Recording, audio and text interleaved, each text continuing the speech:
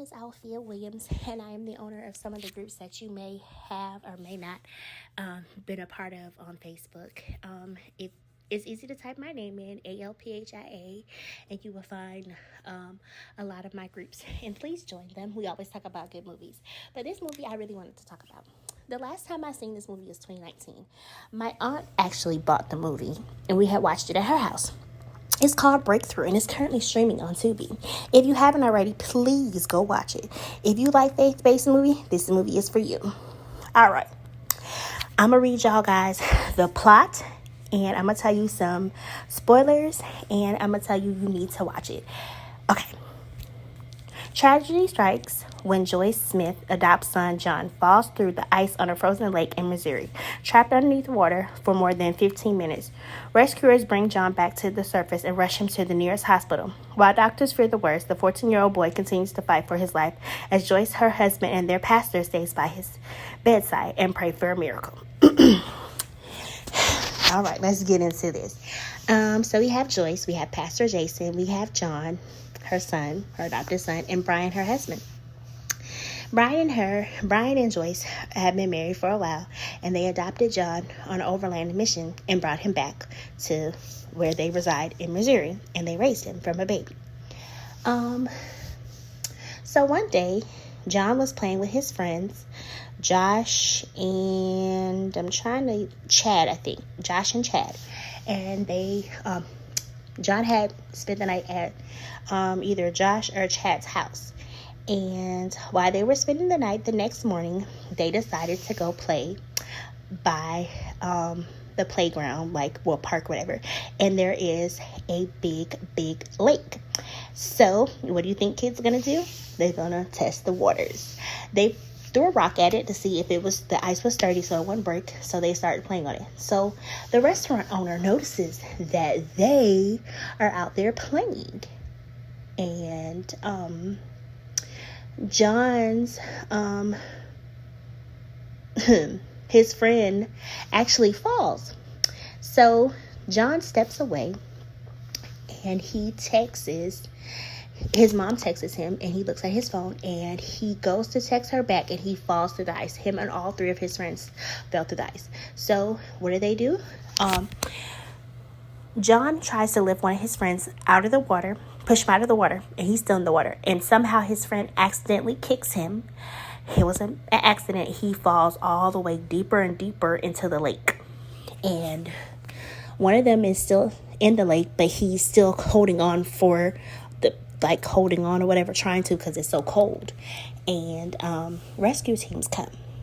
So it's two guys that come. It's a lot of people that come. Police come help one of the guys get out of the water. He told his partner, he was like, you go back because it's kind of slippery. So he said, I'll get him. So he got one, and they was like, there's another one. Please help him. So rescue comes, 911 comes, and two guys get in the water trying to find John. So they have a stick, and they're searching. And the one that finds him is Tom. His name is Timmy, but he goes by Tom. Tom was about to give up because his boss had called him back saying it's too dangerous. The ice is breaking. But something told him, he later on says in the movie, that something told him to keep going. So he says, I feel something. His friend's like, you feel something? He's like, yes. So he ends up pulling, and they pull John up with the stick.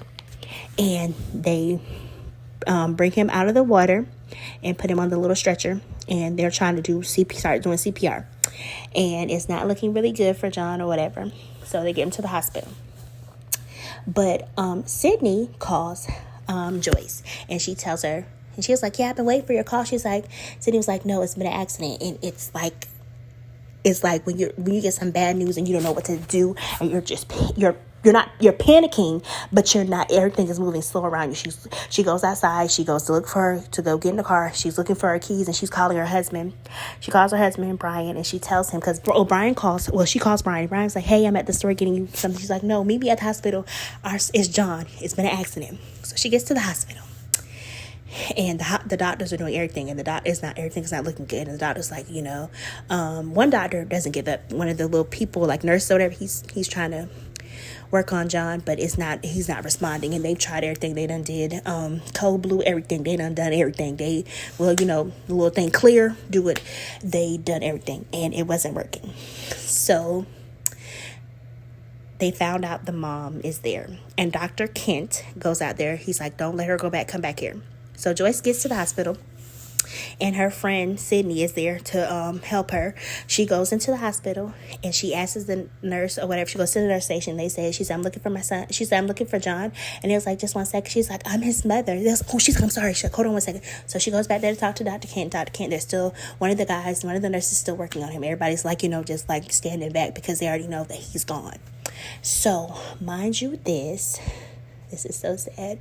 Dr. Kent goes out to talk to Joyce, and he was like, we're working on your son. We're doing everything we can. He brought her back there, and she sees the one nurse working on him, still trying to pump his chest.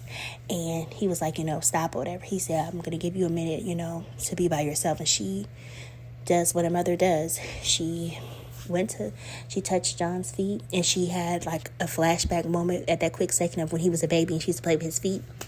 And she went and touched him, and she was talking to God, and she was like, really talking to God, like, bring my son back. And all of a sudden, the monitors start beeping, and the lady's like, oh my God, there's a pulse. So the doctor comes back in here, he starts doing what you call it, and her husband comes, and she tells him what's going on. And Dr. Kent tells her there's a doctor named Dr. Garrett. He can help. He's like the best. And he's like, he's going to need to go over there because he's the one that deals with cases like this. Of course, they airlift him to the hospital downtown or wherever, that's closer so they can help him. And she meets Dr. Garrett, and Dr. Garrett tells her, the worst news. She's like, I heard you're the best. And she talks to him, and she's like, you do the best, and we'll leave the rest in God's hands. And I will say this, Joyce had the most strongest faith, and I ain't gonna lie, I don't know what I would have did, because I'm not a mom. But if I would have been a mom at that beginning of stages, I don't know what I would have said. But Joyce had that faith, and that faith was on her. I know Brian was lacking because, the pastor, his name was Jason. Joyce and Jason kind of bumped heads because he was a new pastor or whatever. And she really didn't care for him really ever. But I will say this, Joyce and Pastor Jason became very close. Because she was like, I don't like your hair or whatever. And it was just so much.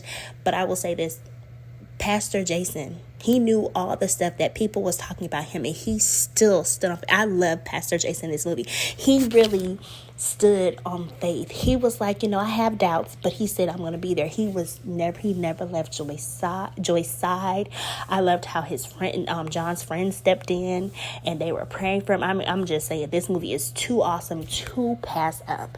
And if you are a faith-based person, I suggest, even if you're not a faith-based person, just check it out. You won't, I promise you, I was in tears because I hadn't watched the movie in so long, and it was just so moving.